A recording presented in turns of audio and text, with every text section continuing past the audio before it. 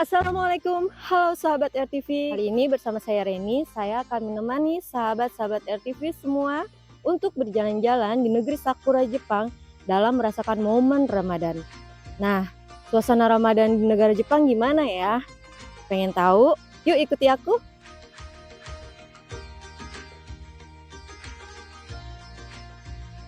Halo sahabat RTV, saat ini saya sedang berada di Ibaraki yang terletak di wilayah Kanto di Pulau Honshu.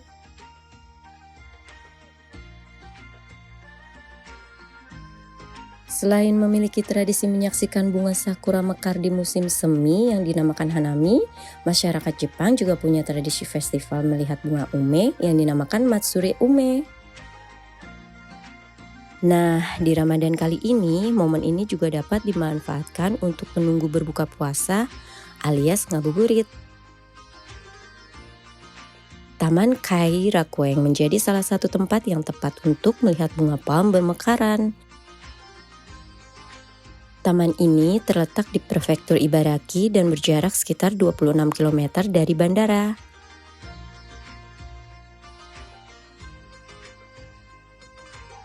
Melihat keindahan bunga-bunga yang berwarna putih dan pink ini, rasanya membuat saya lupa lapar dan haus sahabat RTV. Dengan lebih dari 3.000 pohon di taman seluas 18 hektar, tempat ini benar-benar memberikan keceriaan bagi penduduk kota maupun wisatawan di musim semi. Dan ternyata ada wisatawan asal Indonesia juga loh.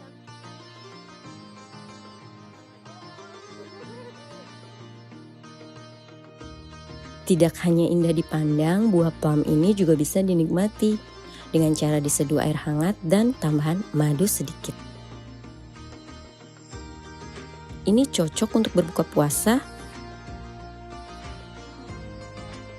Rasanya asam dan segar banget loh sahabat RTV.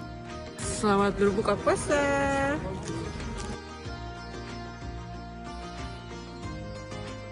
Sebenarnya di sini ada juga berbagai jenis makanan khas Jepang. Namun ada yang halal dan non-halal. Dan kita sulit buat membedakannya.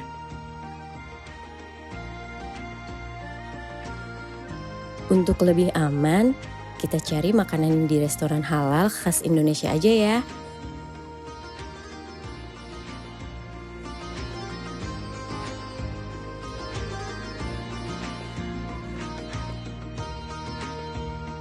Ngabuburit sambil menikmati keindahan bunga ume udah, buka puasa juga udah. Ada lagi nih yang gak boleh kita lewatin di Taman Kairakueng ini saat malam, yaitu melihat kembang api yang keren banget. Seru ya sahabat RTV. Sekian dulu ya lensa Ramadan kali ini. Sampai jumpa di negara lainnya ya. Wassalamualaikum warahmatullahi wabarakatuh. Bye-bye.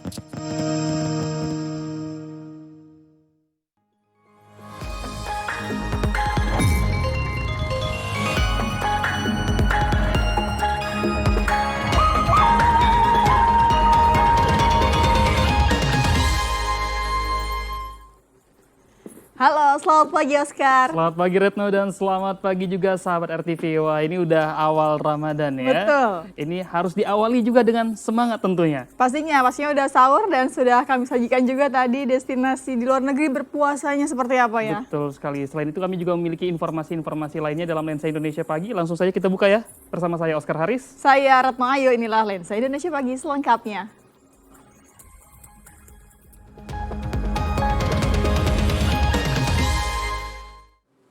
Informasi pertama sahabat RTV di awal Ramadan ini, pihak Israel masih terus menyerang jalur Gaza. Setidaknya 85 warga Palestina tewas selama 24 jam terakhir akibat gempuran rudal Israel. Ya, namun semangat Ramadan tetap terpancar dari para pengungsi. Beberapa pengungsi bahkan sudah menghias tenda pengungsian mereka untuk menyambut keberkahan bulan Ramadan.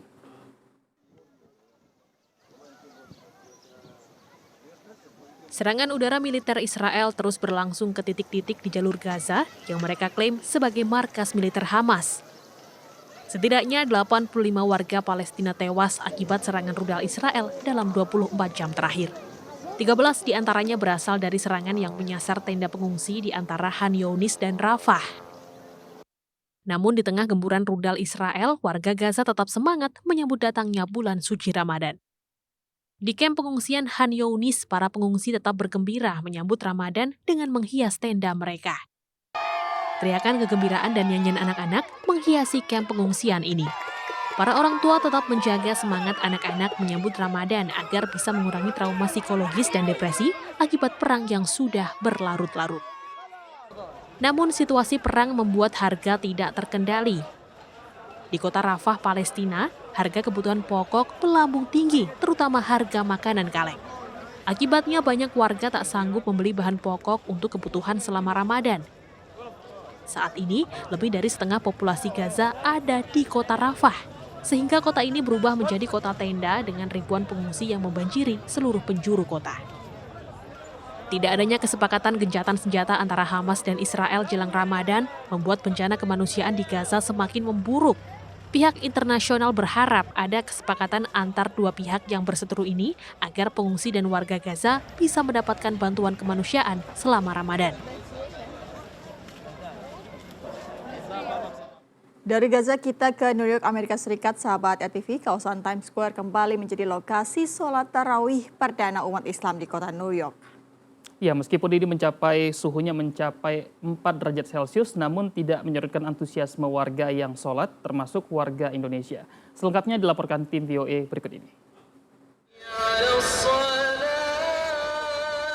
Gema azan berkumandang di Times Square, New York, kawasan yang selalu padat dengan turis untuk kembali menyelenggarakan salat tarawih perdana menyambut Ramadan.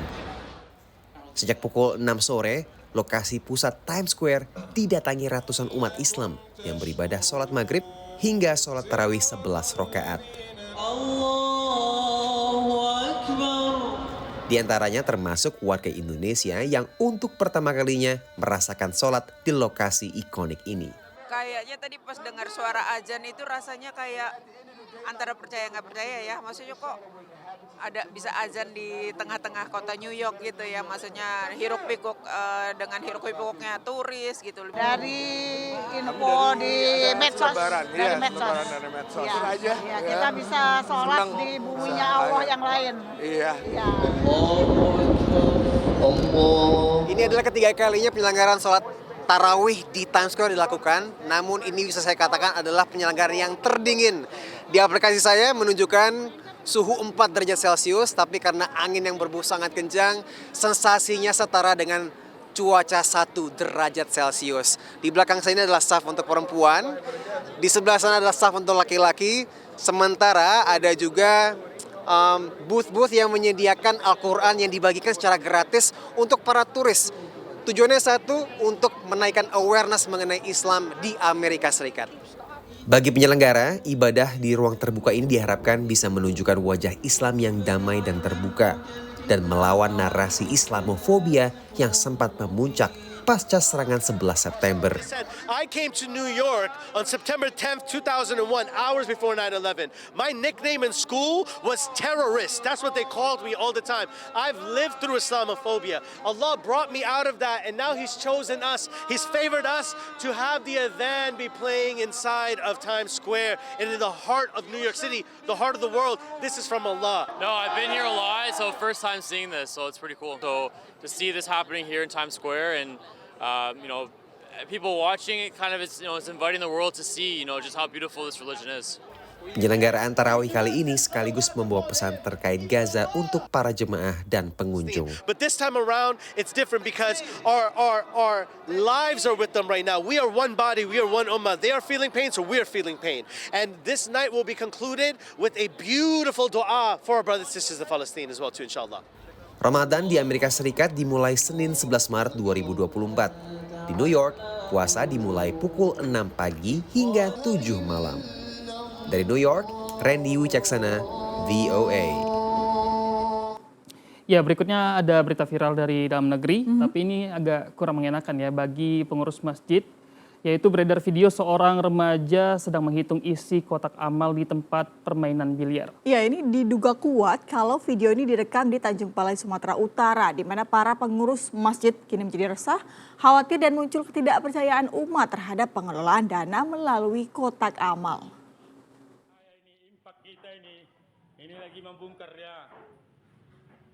Waduh, ngitung uang kotak infak kok di tempat begini?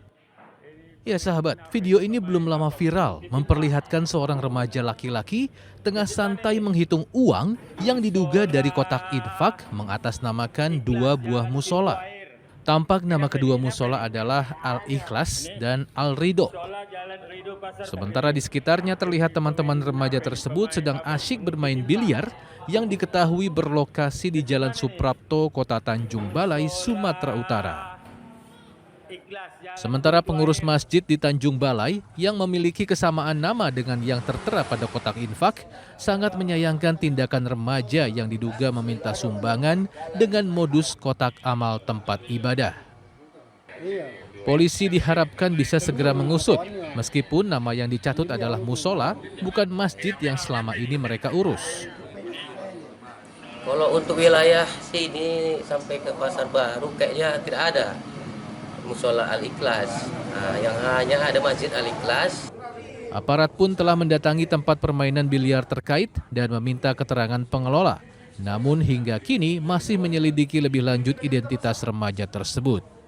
Wah, semoga bukan uang dari hasil nipu umat ya sahabat. Dari Tanjung Balai, Sumatera Utara, Wahyu Maulana, RTV.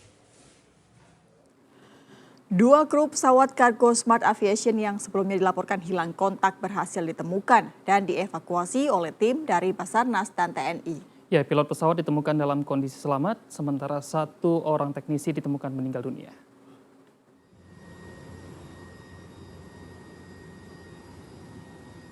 Petugas dari tim SAR gabungan mengevakuasi 2 kru pesawat kargo Smart Aviation yang sebelumnya dilaporkan hilang kontak.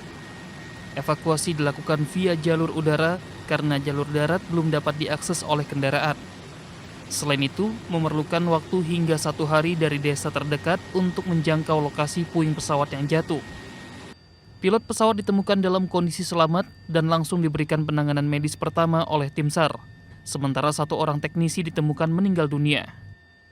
Setibanya di Lanut Anang Busra Tarakan, korban yakni pilot Muhammad Yusuf langsung dibawa menggunakan ambulans untuk mendapatkan penanganan medis lanjutan di Rumah Sakit Umum Dr. Haji Yusuf SK Tarakan. Sedangkan jasad teknisi pesawat, Denny Sobali, langsung dilakukan pemulasaran di ruang jenazah rumah sakit sebelum dibawa ke rumah duka. Sementara itu, sejumlah tim SAR masih berada di lokasi puing pesawat kargo Smart Air untuk mencari black box di area jatuhnya pesawat tersebut. Dan 1 unit LPL juga yang kami kerahkan dari Malino ke KP untuk membantu proses evakuasi dari teman-teman kita yang masih ada di lapangan dengan misi untuk pencarian black box dan alat flight data recorder. Setelah komponen penting pesawat tersebut berhasil ditemukan, operasi pencarian dan pertolongan resmi ditutup. Dari Tarakan, Kalimantan Utara, Rizkianto, RTV. Sementara itu sahabat, pihak maskapai Batik Air menonaktifkan sementara pilot dan kopilot pesawat yang tertidur selama 28 menit saat menerbangkan pesawat dari Kendari, Sulawesi Tenggara ke Bandara Soekarno-Hatta, Tangerang, Banten. Kepastian ini setelah ada pernyataan tertulis dari pihak Batik Air. Penonaktifan sementara pilot dan juga kopilot ini dilakukan untuk keperluan investigasi lebih lanjut.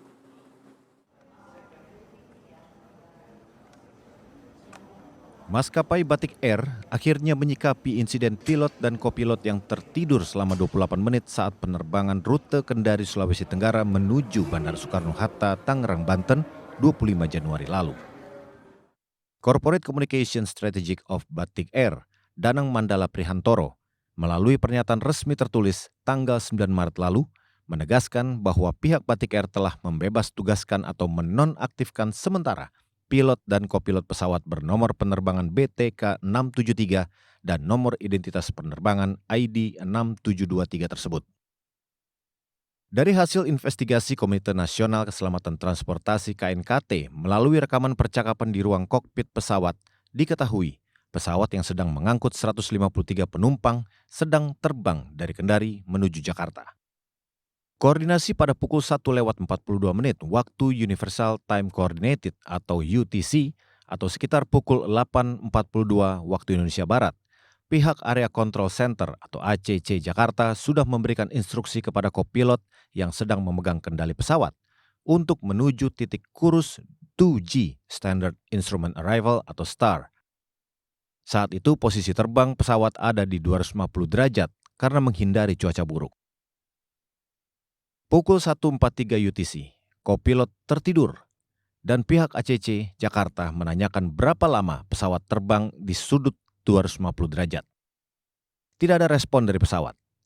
Pesawat terus terbang dengan sudut 250 derajat sejauh 210 mil laut atau sekitar 388 km mengarah ke selatan Pulau Jawa. Bahkan pesawat sempat dinyatakan hilang kontak. Baru pada pukul 2:11 UTC atau 9:11 waktu Indonesia Barat, komunikasi radio kembali terhubung karena pilot yang terbangun dari tidur merespon panggilan ACC Jakarta.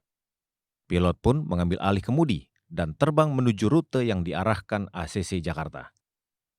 Pesawat pun mendarat di Bandara Soekarno-Hatta tanpa ada kerusakan dan tanpa ada korban jiwa. Meski pesawat mendarat dengan selamat, insiden melencengnya rute terbang pesawat tetap mendapatkan perhatian khusus dari Kementerian Perhubungan. Dirjen Perhubungan Udara Kementerian Perhubungan Maria Kristi Endah Murni pada 9 Maret lalu juga menegaskan penonaktifan sementara pilot dan kopilot yang dilakukan Batik Air ditujukan untuk keperluan investigasi lebih lanjut. Dari Tangerang, Banten, Andrianto, RTV. Kita ke informasi lainnya, musibah longsor terjadi di sebuah lokasi wisata di kawasan Puncak, Bogor, Jawa Barat. Ya, 2 pekerja terluka cukup serius lantaran sempat tertimpa atap ruangan yang ambruk terkena longsoran. Ada korban di sini atas 2 orang. Insiden tanah longsor terjadi di sebuah tempat wisata baru di Desa Ciberem, Kecamatan Cisarua, kawasan Puncak, Bogor, Jawa Barat, Senin pagi. Hujan yang terus mengguyur wilayah tersebut menimbulkan luapan air tanah di area tebing hingga menimbulkan longsor yang menimpa ruangan dapur. Nahas, 2 karyawan yang tengah bekerja sempat tertimbun hingga mengalami luka cukup serius. Keduanya pun langsung dilarikan ke rumah sakit di kawasan Cisarua untuk penanganan medis lebih lanjut. Jadi airnya itu meluber mengikis tebing. Tebing itu berapa? Ketinggian sekitar 7-10 meter. Ya.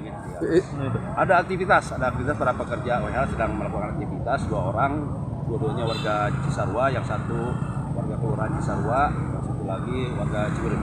Keadaannya luka-luka sudah dibawa ke IGD Rumah Sakit RPG Cisarua. Petugas penyelamat gabungan yang terdiri dari BPBD Kabupaten Bogor, Tagana, Damkar, dan Polsek setempat langsung mengamankan titik yang longsor dan menutup sementara lokasi wisata tersebut. Dari Bogor, Jawa Barat, Wawan Supriyatna, RTV.